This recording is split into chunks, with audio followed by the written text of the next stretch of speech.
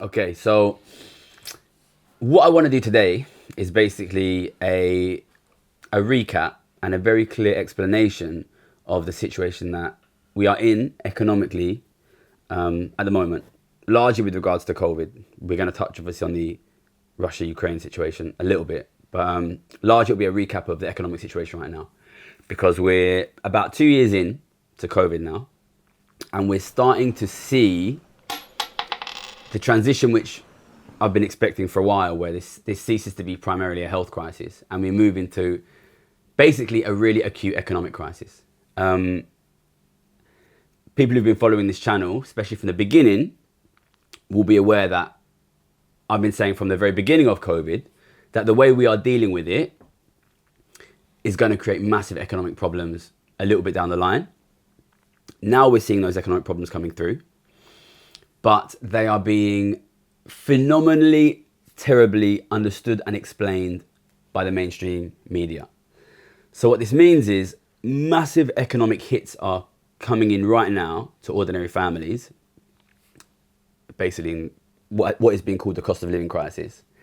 And it's actually very easy to understand how this is happening, and it's been predicted in early videos on this channel, but it's not being explained, it's not being understood. And the way that the government has handled the economic crisis has actually made it very difficult for ordinary people to understand what's going on. So what I want to do is basically peel the lid back on this and explain really clearly what's going on. So it's about 1.5 years now since we started this channel. And at the very beginning of COVID, we put our first video out. Well, it was about, was it July when the first video went out? Something like that. And what that video was about was explaining how the way that COVID has been handled by central banks, such as the Bank of England, and governments, led to and would lead to an enormous increase of cash in the bank accounts of rich people specifically. It's so important that people understand that. So if anybody hasn't watched that first video on the channel, I would recommend to go and watch it and understand that. Because if you want to understand what's happening with the economy now and what's going to happen in the next couple of years, the number one thing you need to understand is that big thing that has changed economically now versus pre-COVID is rich and very rich people in this country and in other similar countries, Europe, USA, Australia, all over the world. Rich people have way more cash than they had before COVID. Number one biggest change. And the scale of that cannot be underestimated. You know, I keep talking about it, but it's £10,000 per adult was the amount of money printed in this country. But it's all gone to the richest sort of 10-20%. So each one of those people has, we're talking about each adult. So if you have a family with 2 adults, both of them, each one of them has 70, 80,000 pounds extra cash in their bank than pre-COVID. And the reason why I think this is really important to emphasize is because, you know, most people are not rich or super rich, right? So say you're an ordinary person, right? Most of the people watching this video are ordinary people. They have not accumulated 70 grand during COVID. They don't know that the rich people accumulated 70 grand during COVID, right? They don't know. There's no way of them knowing. So it's very important that they are aware of this, because everything that happens now and will happen in the next sort of 10, 15 years economically will be determined by the fact, dominated by the fact that these rich people have accumulated a huge amount of money during COVID. So the number one thing which everybody needs to know, and I know I'll keep going on about this, but the reason I'm doing this is because the media are not talking about it. And it's a clean fact, right? Is that the rich people in this country are sitting on 70, 80 grand each, cash, more. I don't want people to just stop and think of how much money that is. 70, 80 grand sitting in their account. That wasn't there before COVID. Okay, that's there now. And if you want to understand how, it's explained very clearly. First video on this channel, I think it's called How COVID-19 is Making the Rich Richer. That's right? Understand that, please understand that. Rich people are sitting on enormous piles of cash that was not there before COVID. And that is because our government chose to deal with the crisis with a purely printing money strategy. So every single penny that the government used to support the economy during COVID-19 was a printed penny. They printed an enormous amount of money. This is not a normal, or I think it's fair to say a mature way to deal with an economic crisis. You know, a sensible economy, when there's a crisis, the government says, would turn to the richest people in the country and say, look, there's a crisis, we need you to contribute more. You know, this is how a sensible country funds, for example, a war. You know, you can't put it on the backs of people who can't afford. We have a small group of extremely wealthy people in this country. They need to pay more. But we didn't do that. We didn't turn to the rich and say, you need to pay more. Instead, we just printed the money, and that money ended up being held by the rich. So rather than making the rich contribute to crisis, we allowed them to profit massively. And that brings us on to the next thing which people have to understand, which is that COVID, the first year of COVID, was the biggest ever single year increase in wealth of the rich and super rich in this country, ever. And it was enormous. The average billionaire in this country increased their wealth by £630 million in 1 year during COVID. The average billionaire. And I'm not making those numbers up. That's from the Times Rich List, okay? Which probably underestimates it, to be honest. So, number one thing to understand is that the rich have accumulated a huge amount of money. Number two is that the super rich have increased their wealth enormously during COVID. And it's worth stopping and thinking about that, right? Is that normal? Is that healthy? Is it healthy that when a country experiences an enormous economic crisis, the rich get massively richer? Is that healthy? I think that's the thing to think about. And then that brings us on to the next point, which is if you make the rich richer by giving them a ton of cash, how does that affect ordinary people? Because I think it's easier to be like, well, you know, this is politics of envy, right? Why do you care if the rich get richer? You know, why does it matter to you? Okay. Well, what happens? What happens if you give a ton of cash to rich people? You know, stop and think for a bit. You know, why does that matter to you? Well, the reason is, you know, cash doesn't just sit in the bank account, right? People use cash to buy things. And if you go to the supermarket and suddenly there's one guy in the supermarket who's got like £1 million, he can pay way more for everything than you can. And anything you want, he can pay more for it. So it's going to push the price up, you know. This is most obvious in the case of house prices, right? Because ordinary people haven't accumulated cash during COVID, but the wealthy have got 60 or 70 grand per adult. So it's 140 grand if there's 2 adults in the family. Well, of course they're going to be able to buy the house and your kid won't be able to buy the house. You see what I'm saying here? So I think if you deal with a crisis by giving money to the rich, number one, ordinary people don't know that's happened. Number two, prices will go up. And then number three, ordinary people won't understand how or why. You see what I'm saying? The way we've managed with the crisis, it's like a magician's trick. You know, they did this thing that meant everything seemed to be solved without anyone having to be taxed. But it meant somebody around the back who you don't know suddenly got 100 grand in their account. And then they're pushing up the prices for everything. And you don't know why the prices have gone up. And then the newspapers and the media just say, cost of living crisis, it must be something to do with Vladimir Putin. You know what I mean? As if we didn't just print £450 billion, which ended up in the bank accounts of richer people. I think it's unbelievable, the lack of understanding that's happening. What we're seeing now is, you know, I've got 2 economics degrees, right? One from London School of Economics and one from Oxford. And unfortunately, the state of the economics profession is an absolute disaster now. Most economists just have no idea what's happening. They're totally disconnected. They don't, you know, I was on a call with a bunch of economists and I said, you know, they're just talking about supply side issues, blah, blah, blah. And I said, well, do you think it could be because of the massive amount of printed money that was given out? And one of the economists said, there's no way it's that because it was only about £200, £300 per person that got printed.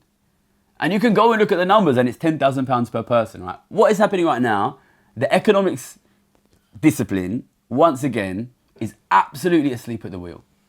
So you have a situation where a ton of money was printed, £10,000 per adult, £450 billion per person. That's all gone to wealthy people. Of course that's going to push prices up. Prices have been pushed up and none of the economists are talking about it. The reason that is so important is because if none of the economists understand what's happening, then this does not get fixed. Simple as that. Simple as that, right? And, you know, the reason I'm a millionaire is because I predicted that the 2008 crisis would not be fixed because it was to do with inequality and the economists were not talking about inequality. And now, the 2022, and which will be the next 10 years of economic crisis, will not be fixed either because it's a crisis of massive cash accumulation given to rich people that nobody's talking about and nobody's going to fix. And, you know, All of the newspapers are owned by billionaires, so they're super happy about it. You know, the Chancellor is a billionaire, he's super happy about it. The Prime Minister will make millions of pounds as soon as he quits office, so he's super happy about it. So it's not going to get fixed. Okay, and I know that's depressing to hear, but that is the situation, right? I want everybody out there to understand we will continue to have a cost of living crisis, of cost of living going up higher than wages, as long as we allow the rich and the super rich to accumulate these enormous amounts of money. Okay, so what needs to be done? Okay, so once you accept that we dealt with the crisis by printing a ton of money that ended up with the rich and the super rich, it should be obvious that the way to fix that is to take money back from the rich and super rich, which is exactly what I suggested in my first video on the channel. Again, if you haven't watched it, you really should go and watch it. It's definitely worth watching. So are we doing that? Are we taking money back from the rich and super rich? Well, no, definitely no. In fact, we've raised taxes on ordinary workers whilst not raising taxes at all on super rich people. So what are we doing instead? We're raising interest rates, okay? It's worth pointing out that raising interest rates is not the opposite of giving money to the rich. You know, if you want to fix giving money to the rich, the answer is tax the rich, take money back from the rich.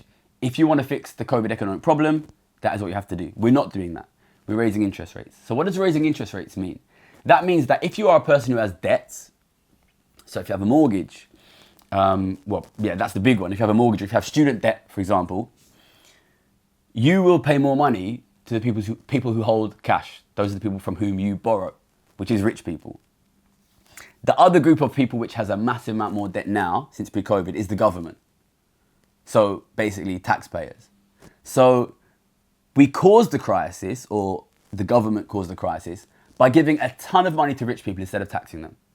And now to fix the crisis, we're going to say that mortgage holders and taxpayers should pay more money every month to the rich. That's the proposed solution from our Chancellor, Rishi Sunak, whose father-in-law is a billionaire and who's worth £200 billion. So this is going to get worse, unfortunately, because now we've created a situation where the government and everyone who has debt is going to have to pay more money every month to these rich people who are stacking up money in their bank accounts. So the problem's not going to get fixed, unfortunately. If we want to fix the problem, then we need to address the underlying problem of inequality.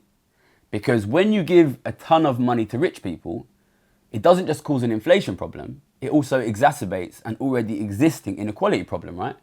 We already had growing inequality in the 20 years before that, and now we've suddenly given a massive chunk of cash to the rich people. And this is the reason why not only are prices increasing, but they're increasing in such an unequal way, right? Rich people want to own assets. They want to own the natural resources. They don't spend a huge amount of money on paying people's wages, whereas ordinary people spend all their cash straight away. So if the money accumulates with the rich, you're going to see asset prices go up, and you're going to see natural resource prices go up, and you're going to see wages stay steady. So because of this massive increase in inequality, what you're going to see is, and I think it's important that people understand this, you know, if we had just an inflation where all the prices went up together, it wouldn't actually be that bad, right? Okay, energy prices have gone up, food prices have gone up, but your wage has gone up by exactly the same. So actually you're pretty much fine. But when you have an inflation crisis with an inequality crisis alongside it, you also see the prices of assets and the price of natural resources, which basically means your food and energy, going up higher than your wage. So it creates this cost of living crisis. So I think whenever you hear the words cost of living crisis, I want you to interpret that as inequality crisis, because that is essentially what it is. And we saw a very similar thing happen after 2008, when essentials, food, energy, housing, those prices went up, wages didn't. And that's because we dealt with the 2008 crisis just in the same way we are dealing with the 2020 crisis, by massively increasing inequality. So if we want to change this, it's very important that we reframe the way this crisis is described away from being a cost of living crisis and towards what it actually is, which is an inequality crisis. And that we understand that COVID massively increased inequality. That's not being talked about in the media at all. And that we understand that COVID caused a massive increase in cash accumulation by richer people. That's not being talked about it all. So what I'm hoping people take away from this is a very clear understanding of what's happened. We dealt with the crisis by printing money. That money ended up with the rich. That caused two simultaneous crises, one of inequality and one of inflation. And together they caused what we're calling a cost of living crisis. But fundamentally, it's being caused by this massive gift, essentially, of cash from government to rich people. And the only way to fix it is to take money back from the rich people. We're filming this just after the Russian invasion of Ukraine. I'm not going to pretend I'm a war expert, because I'm not. I'm just going to focus on how this is going to affect people economically. And as you probably predict, it's not good news. These are regions which export a lot of energy and food, basically, to the West, to Europe, to Western Europe, and it's going to cause these prices to go up even more. So what we are going to see now is even more increase in energy price, even more increase in food price at the worst possible time. And I want everybody watching to understand that does not cause a cost of living crisis for everyone, because there's a small minority of people in this country who, remember, have made their biggest ever increase in wealth in the last 2 years. So these guys are laughing. They can afford to pay a little bit more for their food and energy. They can afford to pay it. The people who are suffering are ordinary people. And this is not simply a law of nature. This is because we dealt with the crisis in such a way that the rich got enormous gifts of money and ordinary people got tax rises. You know, it doesn't have to be this way. It can be changed, but only if we reframe this crisis as what it really is, a crisis of inequality, and if we do something about it, which has to mean taxing the rich. Any good? Yeah? Yeah? So it's intentionally designed, national insurance, so that very rich people pay a very low percent. There is one other thing they can do with that massive amount of income. They can buy your mum's house.